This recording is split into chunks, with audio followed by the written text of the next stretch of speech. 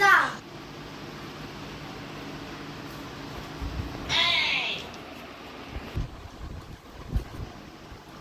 এই না তুই পার বসুন্ধরা ঘুমাতে নেই, ওঠ। বসুন্ধরা ঘুমাতে হবে শুনবি আমাকে এক চোখ দেখাচ্ছিস? এক চোখ দেখা দিন, দিন খারাপ যায়। দুজন দেখা কি অসভ্য মেরে বাবা। এই পড়তে যাবি না? কখন দেরি হয়ে গেল তো। কি করছিস তুই? আমি দেখো না এই নখটা পুরোটাই ভেঙে গেছে, তাই পুরোটাই কেটে দিচ্ছি। তুই নখ কাটছিস এখন বসে? এখন বৃহস্পতিবার, খচ্চর নিয়ে একটা বিষয় নখ কাটছে। যা পড়তে যা। মা হুম যাচ্ছি। আরে যাচ্ছি বলতে বলে আসছি। হ্যাঁ আসছি। এই বাবা, ওকে আসার সময় তো দুধের প্যাকেট টাইপটাই বলা হয়নি, এখন পিছুটা কি কেমন করে?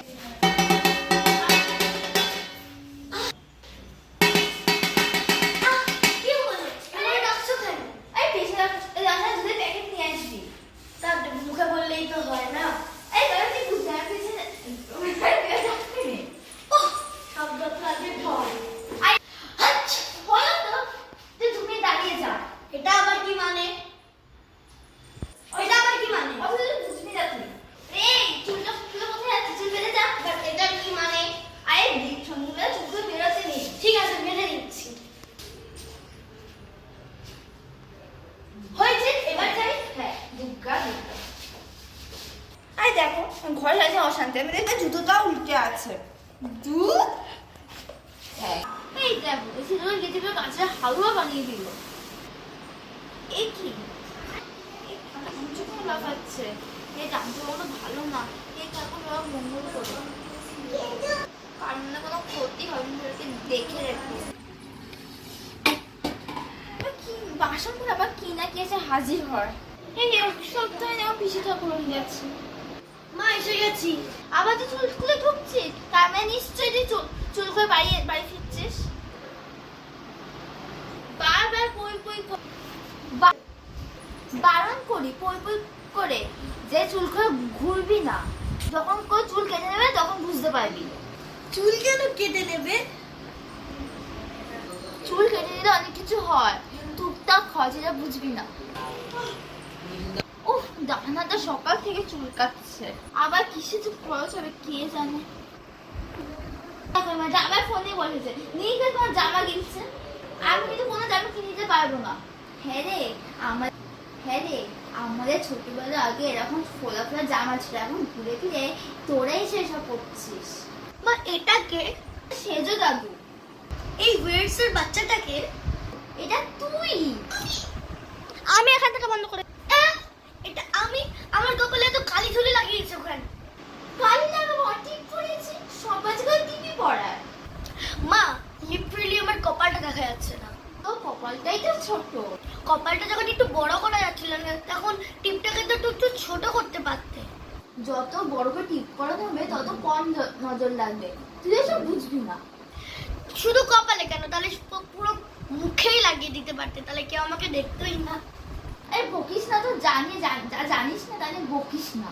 শুধু মাথায় কেন, এখানে পায়ের তলায় সব জায়গাতেই পড়াতে হয়, আর এখানে দেখা যাচ্ছে না। তাহলে তোমরা আমার ছোটবেলায় এত অত্যাচার করেছো।